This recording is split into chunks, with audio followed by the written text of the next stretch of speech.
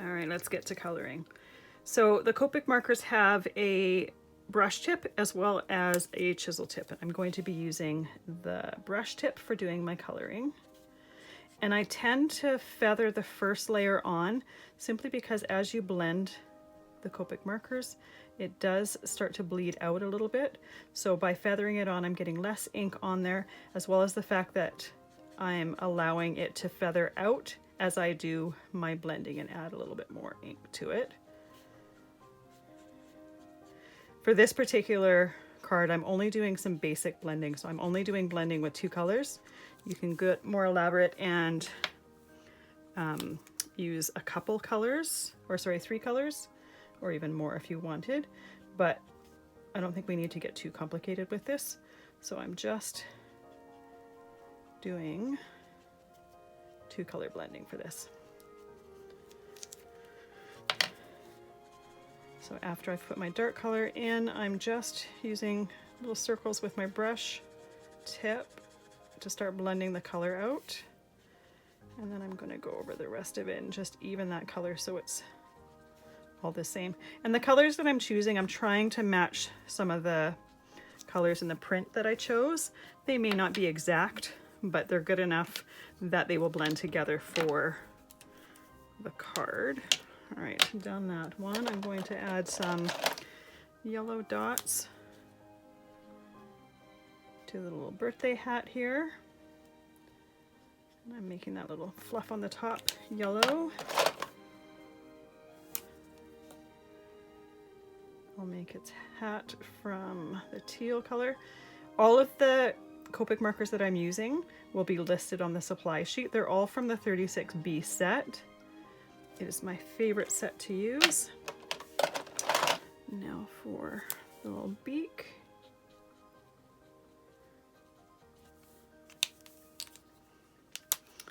A little bit of shading, and this set is really easy to shade because there's little scratch marks, little darker marks right on the set, so you don't really have to think about exactly where you want to shade it. Then for the little shadow below the bird, I'm just putting a little bit of my C3, and then I'm just going to feather out with the C1. I don't necessarily want my little shadow here to have a defined area. That's good for that one. And then for my other bird here,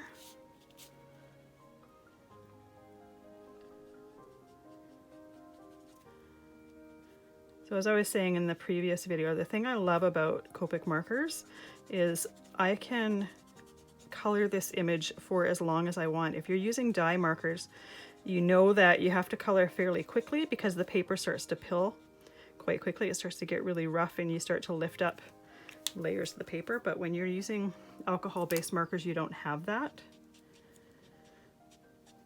And I'm using Copic markers, but there are a bunch of different alcohol marker brands out there.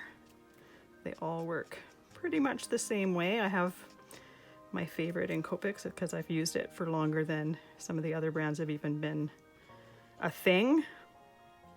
But if you happen to have a different brand, you can just substitute it easily.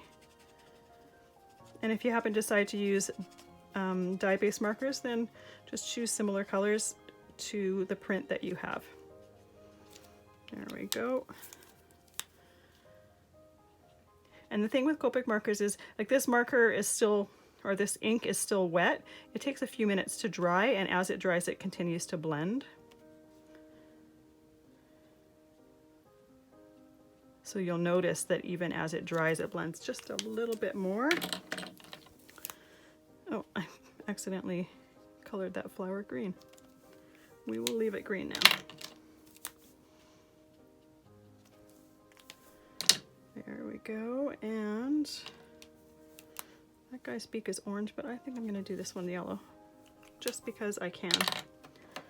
And then there's, I think it's supposed to be baby's breath, but I just did little gold dots just to add a little bit of bling to it. So there's that one. The next one here is this little guy here.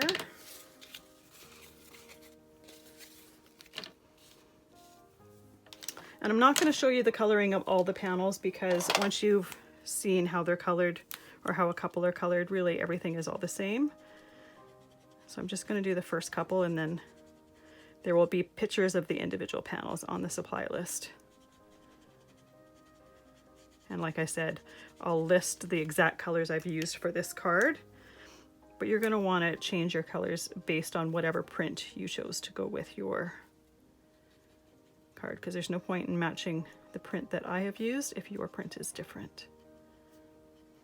And that's the fun about coloring images, is you can match them for whatever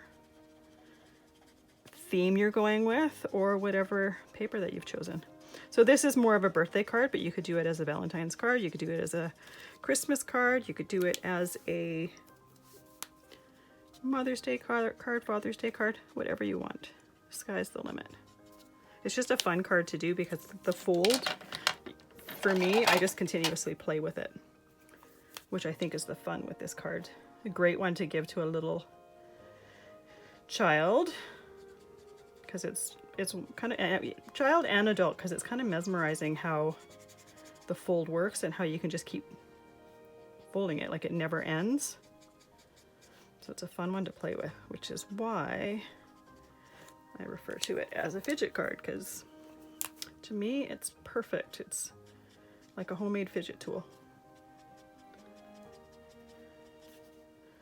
This particular marker is on the little dry side, so you'll see it's not adding too much color, so I'm just feathering it in, and then I'll go back and blend it with the light one. But the nice thing about Copic markers is that they are refillable, so you can just either go to a place that does the refills, or you can buy a refill and refill them yourself. So when your marker is dry, you don't throw it away, you just refill it.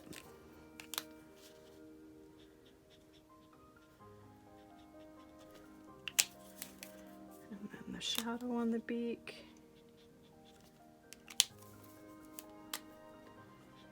So for the basic blending, you paint, or you do the light color, then the dark color, and then you blend back with the light color. Super, super easy. Same pretty much every single time. When I do the shadow, I just do the light one, or sorry, the dark one, and then I feather out with the light one before the dark one has dried.